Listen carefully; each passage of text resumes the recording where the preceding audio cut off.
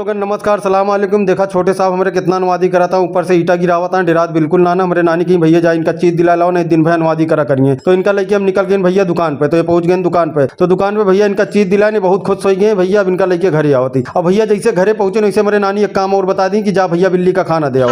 तो जाते ही भैया बिल्ली का खाना दिए। बिल्ली के खाना उठाए बिस्कुट और इनसे पूछन भैया तू चल बा, कहे हाँ। इनका लेके चल पड़े। देखा कैसे सीढ़ी चढ़ा था। दोनों जने पहुंच गए भैया छते पे। यहाँ बिल्ली के खाना दे दें। बिल्ली खाए लाग। बिल्ली के बच्चा भैया शेर खान अंदर से टुकुर टुकुर लखत रहे। हमारे सबका देखे भैया चढ़ गए दीवार पे और जाके हुआ बैठ के टुकुर टुकुर लखत रहे कि ये सब नीचे जाए तो हम खाई।